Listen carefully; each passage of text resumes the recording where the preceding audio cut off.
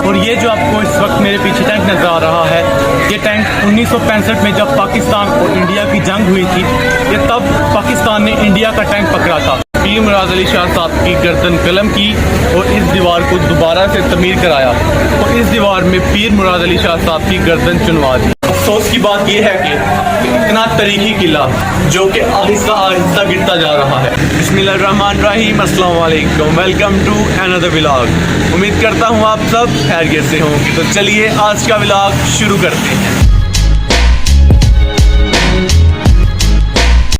अगर अभी तक आपने मेरा चैनल सब्सक्राइब नहीं किया, चैनल को सब्सक्राइब कीजिए और वीडियो को लाइक कीजिए। तो आज हम आपको लेकर जा रहे हैं सियालकोट के 5000 साल पुराने तारीखी किले पर। अगर आप ये मेरे पीछे देख सकें तो ये इसी किले की दीवार है जो कि आज से 5000 साल पुरानी है। तो आज की इस व्लॉग में हम आपको इस किले की तारीख और इस किले की मुकम्मल हिस्ट्री बताएंगे। तो ये आप जो मेरे पीछे इस टाइम देख रहे हैं, ये इसी किले के ऊपर रास्ता जाता है। तो चलिए फिर चलते हैं।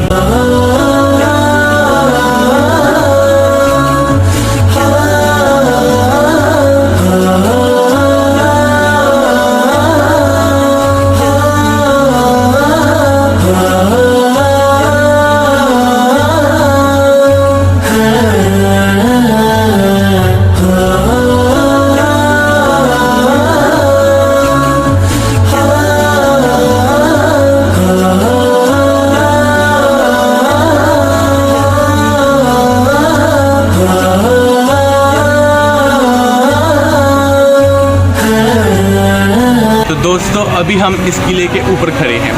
बुनियादी तौर पर ये जो जगह है ये ज़मीन से 100 फुट बुलंदी पर वाक़या है।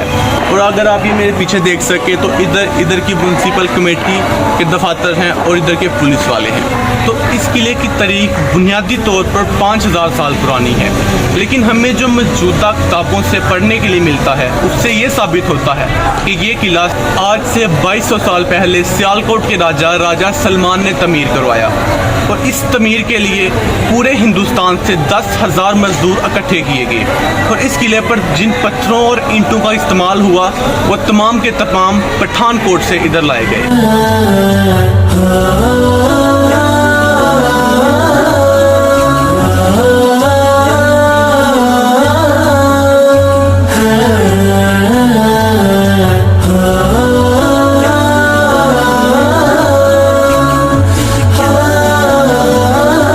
आप ये जो मेरे पीछे देख रहे हैं ये बुनियादी तौर पर किले की सबसे पुरानी इमारत है। और ये जो इमारत आप देख रहे हैं ये अंग्रेज़ों के दौर का पुलिस स्टेशन हुआ करता था। तो दोस्तों आइए आपको इस पुलिस स्टेशन के अंदर लेकर चलते हैं और आपको बताते हैं कि पुराने दौर में जो इमारत हुई करती थी वो कैसी हुआ करती थी।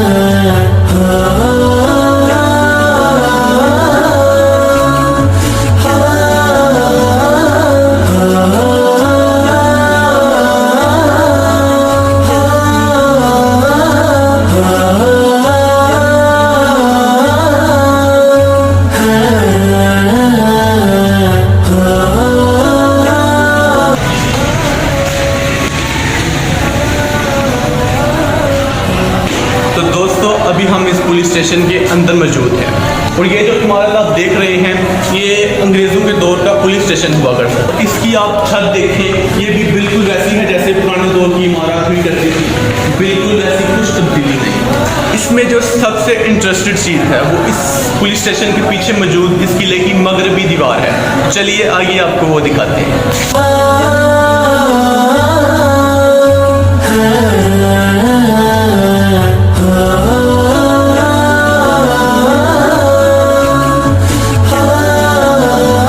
अभी हम इस किले की मगरबी दीवार पर खड़े हैं। अगर आप देखें तो ये दीवार इतनी बुलंदी पर है कि मेरे पीछे मौजूद 3 मंजिला 4 मंजिला जो भी घर हैं वो सब इस किले की निचली सतह पर हैं, जबकि ये किला इन सबसे ऊंचा है। तो आप खुद सोचें कि उस वक्त की कितनी ऊंची दीवार होगी।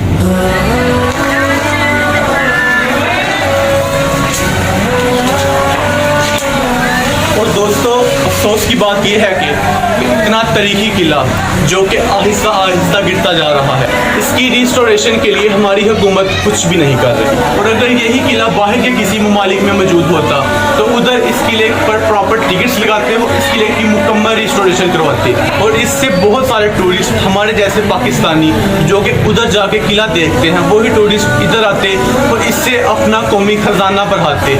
लेकिन अफसोस की बात यह है कि इसकी तरफ किसी की कोई तवज्जो नहीं। और इस किले की दोबारा रिस्टोरेशन सन 7037 हिजरी में शुरू की गई, जब सियालकोट के राजा सेहनपाल ने इस किले को दोबारा तमीर करने की कोशिश की।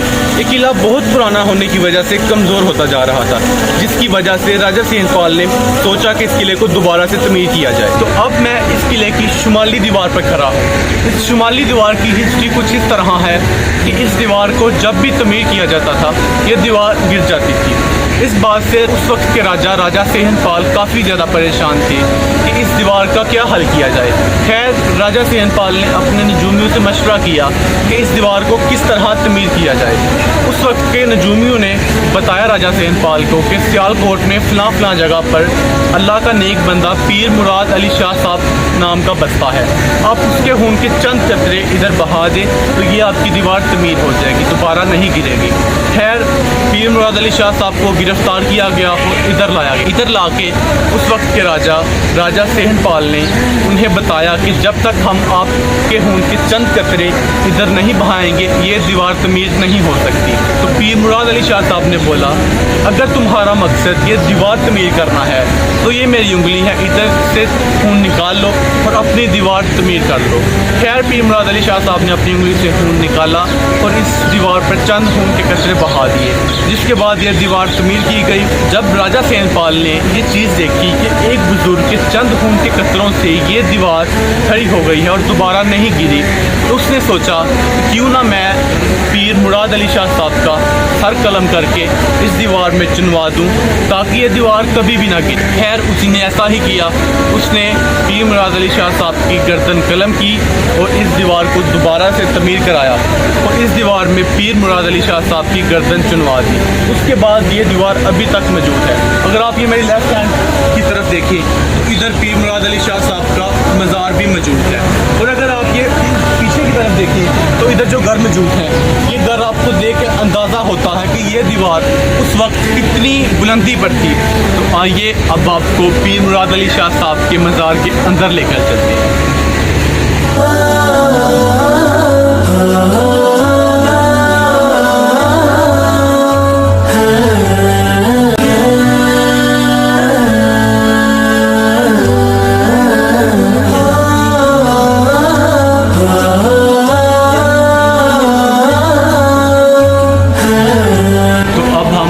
मुराद अली शाह साहब के मज़ार में मौजूद है।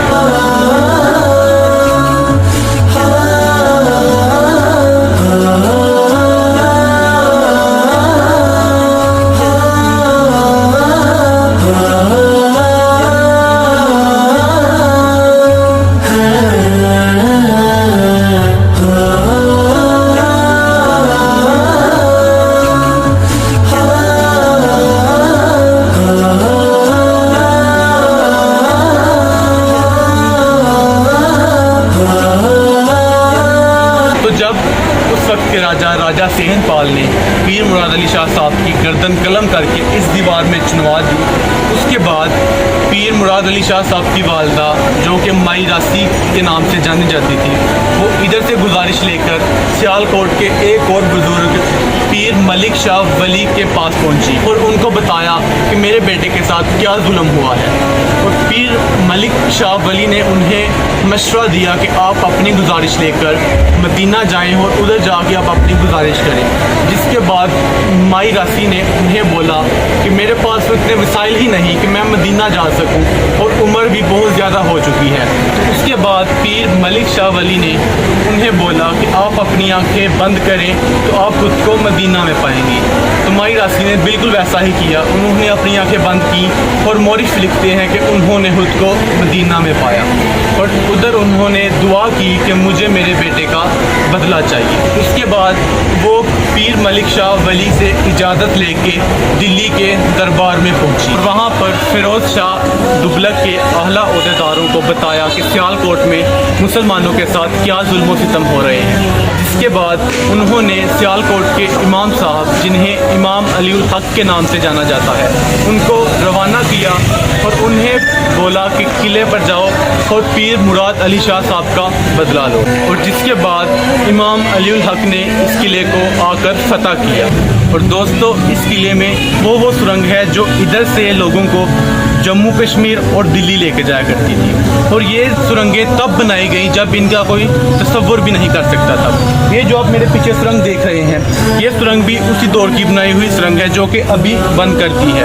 जब इमाम साहब ने इस किले पर हमला किया तो बहुत से सिपाही इन्हीं सुरंगों के रास्ते जम्मू कश्मीर और दिल्ली वाली साइड पर भाग गए। तो अब मैं जिस मज़ार पर मौजूद हूँ, ये पीर सुरखरू शहीद का मज़ार है और ये उन्हीं इमाम साहब के भांजे थे जिन्होंने किला सियालकोट फतह किया। इनके मुतल्लिक कहा जाता है जब मुसलमानों ने इस किले पर हमला किया तो मुसलमानों ने तकरीबन 1.5 साल तक इस पूरे किले को घेरे रखा, क्योंकि ये किला हर तरफ से बंद था और कोई भी सिपाही किले के अंदर दाखिल नहीं था हो सकता। और हिंदू फौज किले के अंदर रहते हुए मुसलमानों को नुकसान पहुंचा रही थी। और उनका जो खाना होता था वो जम्मू कश्मीर और दिल्ली से आने वाली सुरंगों के ज़रिए आता था। मुसलमान उनके खाने की ब्लॉकेज भी नहीं कर सकते क्योंकि हमें उन सुरंगों की सही से मालूमात नहीं थी। जिसके बाद पीर सुरखरू शहीद के ख्वाब में इमाम साहब आए और उन्होंने बताया कि तुम अपने साथ 15 से 20 जवान लेकर किले पर हमला करो। और फिर पीर सुरखरू शहीद ने बिल्कुल वैसा ही किया, अपने साथ 15 से 20 जवान लेकर किले के मरकजी दरवाजे पर हमला किया। जिसके बाद पीर सुरखरू शहीद ने अपनी इकरामत के साथ किले का जो मरकजी दरवाज़ा था उसको फतह किया। तो पीर सुरखरू शहीद इसी जगह पर शहीद हुए और आज इसी जगह पर उनका मज़ार है। अगर आप देखें तो आज भी बहुत बड़ी तादाद में लोग उन्हें सलाम करने इधर आते हैं। तो चलिए आइए अब आपको मज़ार के अंदर लेकर जाते हैं और आपको दिखाते हैं कि अंदर से मज़ार कैसा है।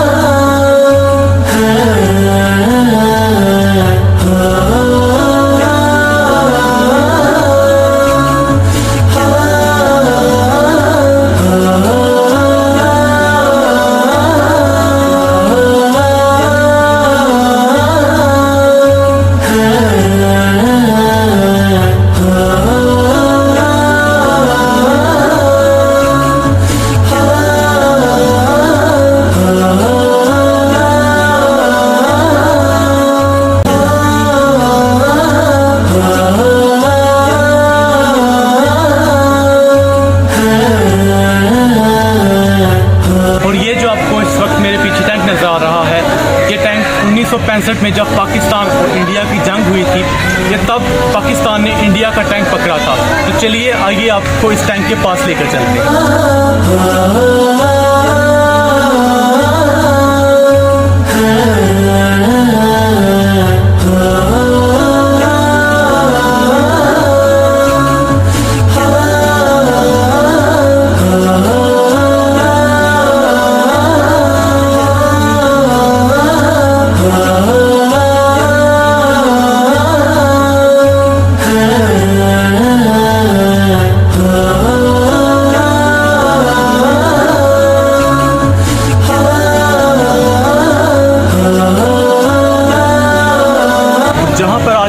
मीडिया हॉलीवुड या बॉलीवुड के एक्टर्स की हिस्ट्री बताता है। अगर आज मैं आपसे पूछूं कि शाहरुख खान की हिस्ट्री क्या है या सलमान खान की हिस्ट्री क्या है, तो आप में से 90% व्यूवर्स को उनकी हिस्ट्री पता होगी। लेकिन जहाँ पर ये हमारे जो रियल हीरोज़ हैं, उनकी हिस्ट्री किसी को कुछ नहीं पता होगी। और आप में से बहुत से लोग कहेंगे कि हम पीरों को नहीं मानते या फिर ये मज़ारात नहीं होने चाहिए।